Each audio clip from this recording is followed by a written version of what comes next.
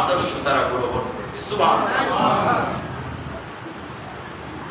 বিশ্বনবী বললেন, মক্কায় ঢুকলেন, ঢুকতে তিনি যখন হেরেম শরীফের কাছে চলে গেলেন, বাইতুল্লাহর কাছে চলে গেলেন, গিয়ে দেখেন সেই মানুষগুলি বাইতুল্লাহর চতুর্দিকে দাঁড়ানো, আর তাদের হাতগুলি পিছনে বাঁধার মতো। কেউ বাঁধে নাই, কিন্তু হাত নিজেরা নিজেদের অপরাধ বুঝতে পেরেছে। হায় রে, এই মানুষটাকে তো 8 বছর পূর্বে এই দেশ থেকে অন্যায় ভাবে বের করে দিয়েছি। ও তো সম্পর্কে ভাতিজা হয়, ওকে বের করে দিয়েছি, অন্যায় করেছিলাম। ও তো আমার সম্পর্কে ভাই হয়, বের করে যারা দিয়েছিল তাদের সাথে আমরা ছিলাম। আজকে আমরা আসামি, আর বিশ্ব নবী হচ্ছেন ওই দেশের প্রেসিডেন্ট। হাত কোথায় সবাই? জোরে বলেন। মান্দা লাগছে? আজকে মান্দা লাগতেছে? আর দাড়ি যারা কামায়, দাড়ি কামাতে করতেছেন না, এই কামাইতে কেউ শিখাইতেছে? অপরাধ বুঝতে পেরেছে, অপরাধের মাত্রা এত তীব্র আঘাত ধারণ করেছে। দাড়ি কামাইয়া, মোষ কামাইয়া, রং দিয়া চেঞ্জ করার সুযোগ তিনি চেষ্টা করেছেন। আল্লাহ তাআলা বরদাস্ত করেন নাই। জাতির সামনে তাদের চরিত্র আল্লাহ ওপেন করে দিয়েছেন। আর ওপেন তো আল্লাহ করবেন, আপনার দরকার নেই। বিশ্বনবী তাদের কাছে গেলেন, গিয়ে জিজ্ঞেস করলেন, ও মক্কাবাসীরা, ও হেরেম শরীফের অধিবাসীরা, আজকে তোমরা আমার থেকে কেমন আচরণ আশা করো, কেমন ব্যবহার চাও? জিজ্ঞাসার দরকার আছে? 8 বছর আগে তো মাইক ফিরিং দিয়েছিলি, মাইক পিডিয়াক্সড হয়ে যাবে, এরপর যাওয়া হবে, এটি না ভাই? তিনি কি বললেন, ও মক্কাবাসীরা, তোমরা আজকে কেমন আচরণ চাও? যিনি দেখতে ভাইয়ের মতো বললো, আপনার কাছ থেকে উত্তম ভাইয়ের আচরণ আশা করি। 8 বছর আগে উত্তম ভাইয়ের মতো আচরণ করছিল না? বলেন ভাই, যখন গুম করছিল উত্তম ভাইয়ের মতো আচরণ ছিল না? রাতে আধারে যখন হত্যার ষড়যন্ত্র করেছিল উত্তম আচরণ ছিল না? আমার ভাইকে যখন রাতের আধারে সাদা পোশাকধারী মানুষরা এসে তুলে নিয়ে গেছে, গুম করেছে, কোথায় হয়েছে, আমার ভাইকে খোঁজ পাই নাই, ভাই তাহলে তখন কি তার উত্তম আচরণ করছিল না? আজকে আমি উত্তম আচরণ করব, এটা শিখাইছেন কে? আল্লাহ। জোরে বলে আল্লাহ। আল্লাহ বর্ণনা করেছেন, নবী প্র্যাকটিক্যাল দেখাইছেন। নবী যদি বলতো না 100 মারো, 3 দিন চলবে, এরপরে যাওয়া হবে, বলতে পারতেন না? মক্কায় মানুষ থাকতে হবে সব শেষ। আল্লাহর নবীজি বললেন, ও মক্কাবাসীরা, আজকে আমি তোমাদের সাথে সেই আচরণ করব, সেই কথাগুলি বলবো যা আমার ভাই ইউসুফ আলাইহিস সালাতু ওয়াস সালাম তার ভাইদের সাথে বলেছিলেন। কি বলছিলেন? ইউসুফের 10 ভাইরা যখন তার ভাইকে কুপে ফেলেছিল, কোন থেকে যখন তিনি সিংহাসনে আরোহণ করলেন, ইউসুফ যখন তার ভাইদেরকে চিনে ফেলেছে, আর ভাইয়েরাও যখন বুঝতে পেরেছে আমরা যে এই ভাইকে হারিয়েছিলাম, ফেলে দিয়েছিলাম, এই হলো আমার সেই ভাই, ইউসুফ নবী জিজ্ঞেস করেন, ও আমার ভাইরা, তোমরা আমার থেকে কেমন আচরণ আশা করো? একই কথা, কেমন ব্যবহার চাও? তারাও বলেছিল উত্তম ভাইয়ের মতো আচরণ। ইউসুফ নবী বলেছিল, লা তাসরিবা আলাইকুমুল ইয়াওম, আজকে তোমাদের বিরুদ্ধে কোনো অভিযোগ নাই, কোনো হামলা নাই, কোনো মামলা নাই, সবাইকে নিঃশর্তে ক্ষমা করে দিয়েছি। এরপরও কি আমরা ক্ষমা করতে পারবো না? ভাই সব পারবো কিনা? ইসলামের সাথে, ইমানদারদের সাথে ঘর বাড়িতে আগুন দেওয়া, ঘর বাড়ি ভাঙচুর করা ইসলামের সাথে কোনো সম্পর্ক নাই। যারা করবে তাদের সাথে আমাদের সম্পর্ক নাই। আবার একটা করেন না যে হুজুর আমরা করছি তাহলে আপনাদের সাথে আমার সম্পর্ক নাই। সম্পর্ক থাকবে, ভাঙচুরের সাথে আমাদের কোনো সম্পর্ক নাই। এটা ইসলাম আমাদের শিখায়। তবে যারা অতিরঞ্জিত অত্যাচার করেছে, তাদের বিচার ওই সময়ও হয়েছিল, এই সময়ও হচ্ছে, আর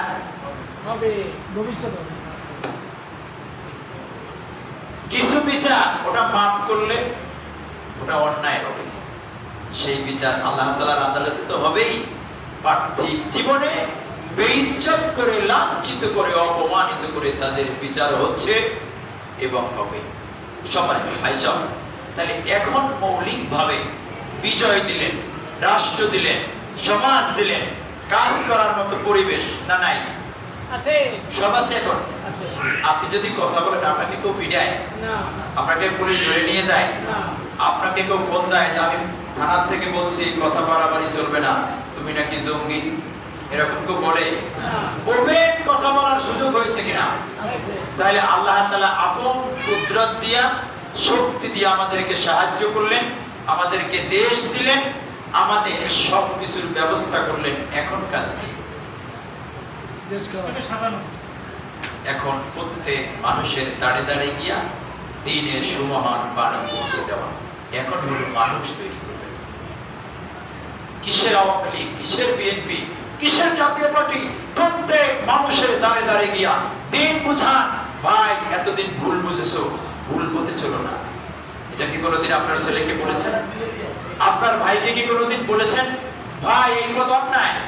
একজন মুমিন হয়ে, একজন মুসলমান হয়ে, একজন নামাজি হয়ে মানব রচিত কোন দলের পিছনে, মতের পিছনে কোন মুসলিম, কোন নামাজি ব্যক্তি দৌড়াতে পারে না। জোরে বলেন না। আওয়াজ আসছে কেন? এখানে তাহলে মুসলমানের সাথে মানব রচিত দলের কোন সম্পর্ক থাকতে পারে না। একজন নামাজি ব্যক্তির সাথে মানব রচিত কোন দলের সম্পর্ক থাকতে পারে না। এদের সম্পর্ক থাকবে কার সাথে? ইসলামের সাথে। কার সাথে? ইসলাম যেখানে আমরা থাকবো সেখানে। একটা স্লোগান দেন তো একজনে। কোরআন আছে যেখানে আমরা আছি সেখানে। সবাই বলে নাই। কোরআন আছে যেখানে আমরা আছি সেখানে। কোরআন নাই যেখানে আমরা নাই সেখানে। এটা হলো মুসলমানদের স্লোগান। হাদিস আছে যেখানে আমরা আছি সেখানে। আমার বানানো কথা না, এটাও কোরআনে আছে। কোন জায়গায় আছে? সূরা ইউসুফ। আল্লাহ তাআলা বলেন, হযরত ইউসুফ নবী 10 মিনিটের মধ্যে শেষ করে দেব ইনশাআল্লাহ। শেষ एग्जांपलটা দিয়ে যাই, আপনাদের শোনাই যাই। ইউসুফ নবী যখন এই দ্বীন প্রচার করার অপরাধে যখন তারে কারাগারের মধ্যে দিয়ে দিল। আমাদের দেশে তো এখন কারাগার নাই, আছে? দেশে জুলুম অত্যাচার তো নাই, আছে ভাই? অন্যায়ভাবে জেলে দেওয়া, ইসলামের দাওয়াত দিলে, ইসলামের কাজ করলে, ইসলামের বৈঠক করলে তো জেল নাই, আছে কি? আছে। এখন নাই আর কি, তাই না? মানে আছে বলতে ছিল আর কি, এটা বলবেন তো? আছে, আয়নাঘর আছে। আয়নাঘর এখনো আছে। যাই হোক, ইউসুফ আলাইহিস সালামকে এই দ্বীন প্রচার করার অপরাধে তাকে জেলে দিয়ে দিলেন। কোথায় দিয়েছে ভাই? জেলে। এখন জেলে বসে তিনি চিন্তা করলেন কি? জেলে বসে পড়ব, মানুষদেরকে দাওয়াত দেই। সুবহানাল্লাহ বলবেন না? জেলের যদি চোর ভালো হয়, ডাকাত যদি ভালো হয়, সন্ত্রাসী ভালো হয়, তাহলে এর চাইতে সৌভাগ্য আমার আছে কি? এতদিন তো টেনশনে ছিলাম যে দাওয়াত দিলে পুলিশ গ্রেফতার করবে। জেলের মধ্যে তার ওই টেনশনটা নাই যে এখানে দাওয়াত দিলে তার পুলিশের গ্রেফতারের সুযোগ নেই, আছে ভাই?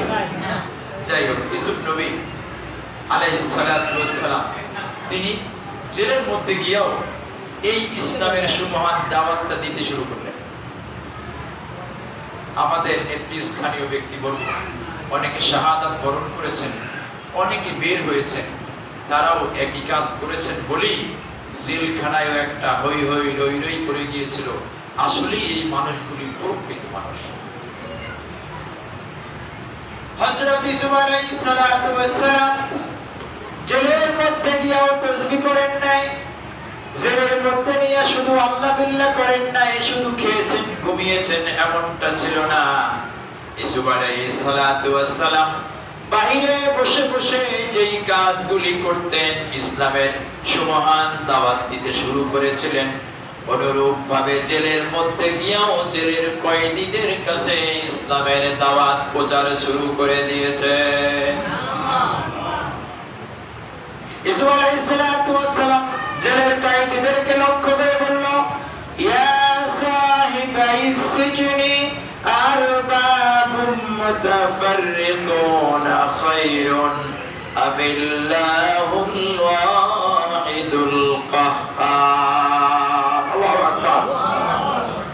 ইউসুফ নবী বললেন, আমার কারাবন্দী সাথীরা, শুনতেছেন আপনারা? ও আমার কারাগারের সাথীরা, তোমরা কি এক আল্লাহ উত্তম না বহু আল্লাহ উত্তম এটা বলো। তোমরা যাদের গোলামি করো, তোমরা যাদের আইন মানো, তোমরা যাদের দাসত্ব করো, মা তা'বুদুনা মিন দুনিহি ইল্লা আসমাআন সাম্মাইতুমুহা, তোমরা যাদের গোলামি করো, যেই আইনগুলি তোমরা মানো, সেই আইনগুলি আসমান সাম্মাইতুমুহা আনতুম ওয়া আবাউকুম, সেই আইনগুলি তোমরা এবং তোমাদের বাপ দাদারা বানিয়েছে। আল্লাহু আকবার। এই কথা বাইরে বললে সমস্যা আছে না? যে তোমরা এই যে আইন টাইন মানো, এগুলি কিন্তু আল্লাহর আইন না। এই দাওয়াত তিনি ওইখানে গিয়ে শুরু করলেন, মা তা'বুদুনা মিন দুনিহি ইল্লা আসমান সাম্মাইতুমুহা, আল্লাহকে বাদ দিয়া তোমরা যাদের গোলামি করো, দাসত্ব করো, উপাসনা করো, যাদের আইন মানো, এই আইনগুলি বানিয়েছে আনতুম ওয়া আবাউকুম, তোমরা এবং তোমাদের বাপ দাদারা এই আইনগুলি তৈরি করছে। এগুলি মানবা না এক আল্লাহর আইন মানবা? এই দাওয়াত কোথায় দিচ্ছেন? জেলখানায় যদি এই আল্লাহর আইন প্রতিষ্ঠার জন্য যদি তিনি দাওয়াত দিতে পারেন, আমরা আল্লাহর আইন প্রতিষ্ঠার জন্য ময়দানে কাজ করতে পারবো না? তবে যদি এই কাজ করাটার নাম হলো লাইন শাকারতুম, এখন আল্লাহ তাআলা তোমাদেরকে যে পরিবেশ দান করেছে, এখন কাজ করবা, এই কাজ হলো শাকারতুম, নিয়ামতের শুকর আদায় হয়ে যাবে। এখন আলহামদুলিল্লাহ বললে নিয়ামতের শুকর আদায় হবে না। বুঝতে পেরেছেন ভাই? মাছ একটা বড় দেখছেন, পকেটে টাকাও আছে, আলহামদুলিল্লাহ সুন্দর মাছ, এই কথা বললে বাড়িতে মাছ যাবে? বাচ্চারা খাইতে পারবে? আপনি একবারে জিভটা নাড়বেন আর যে এত বড় পাঙ্গাস, নদীর পাঙ্গাসের এত স্বাদ, আপনার মুখে উঠবে স্যার? এখন এইখানের কাজ হচ্ছে, যদি আপনার টাকা থাকে, আল্লাহ তাআলা যদি আপনাকে দান করে থাকেন এবিলিটি, মাছ কেনো, বাড়িতে নাও, ছেলে মেয়ে নিয়ে খাও, আল্লাহ যে দান করেছেন টাকা, সেই নিয়ামতের শুকর আদায় হয়ে যাবে। ক্লিয়ার আপনারা? সম্মানিত ভাই সব, তাহলে এখন আমাদের কাজ হচ্ছে ঘরে না, এখন কাজ কোথায়? মাঠে। এখন কাজ কোথায়? মাঠে। এখন যদি আমরা কাজ না করি, ওয়ালা ইন কাফারতুম, যদি এখন কাজ না করো, শুকর যদি আদায় না হয়, দিন পৌঁছে যেতে দিন ভুলে যাও, ওয়ালা ইন কাফারতুম ইন্না আযাবি লাশাদীদ, যেই জালেম সরাইয়া দিয়েছি, মনে করো না যে ওই জালেম আসবে না, ওর থেকে বড় জালেম আল্লাহ তাআলা তোমাদের মাথার উপর চাপিয়ে দিয়ে কঠিন শাস্তি দিতে পারেন না? সে আল্লাহ আছে না নাই? 5 তারিখ যিনি খেলা দেখাইছেন, সে আল্লাহ অন্তত এই কদিন একটু রেস্টে আছেন, যে তীব্র 2 মাসের আন্দোলনে আল্লাহও কাবু হয়েছে, ছাত্ররাও কাবু হয়েছে নাকি ভাই? কেউ কাবু হয় নাই। ছাত্ররা কাবু হলেও আমার আল্লাহ ছিলেন, আছে, থাকবে। ফেরাউনকে বিদায় করেছেন, নমরুদকে করেছেন, হামানকে করেছেন, সাদ্দাতকে করেছেন, যত বড় বড় অত্যাচারীরা রয়েছে তাদেরকে বিদায় করেছেন। শুধু এখানেই শেষ নয়, আমরা শুধু বলতাম, আয় আল্লাহ, এত জালিম, এত জুলুম, এত অত্যাচার তুমি কি দেখো না? এই দেশে কি কোনো পীর নাই? এই দেশে কি কোনো আলেম নাই যে আসলে সেই আলেমেরা দোয়া করলে দোয়া মঞ্জুর হয় না? এতদিন পরে এই দোয়াটা মঞ্জুর হলো কেন বলতে পারেন? আলেম তো আছে না নাই? হক্কানি পীর আছে না নাই? হক্কানি আলেম আছে না নাই? 16 বছর সবাই দোয়া করছে না?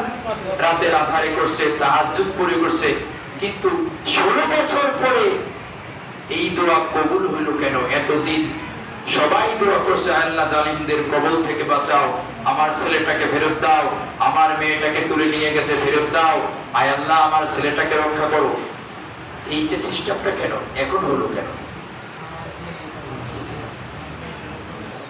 শেষ কথা বলতে চাই, হযরত লোকমান হাকিম তার ছেলেকে বলেছিলেন, ও আমার পুত্র।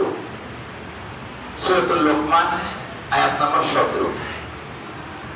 লোকমান হাকিম তার ছেলেকে উপদেশ, শেষ উপদেশ, চলে এসেছি, সময় একবারে চলে এসেছে, শেষ করে দেবো ইনশাআল্লাহ। লোকমান হাকিম তার ছেলেকে ডাক দিয়ে বললেন, ও আমার পুত্র।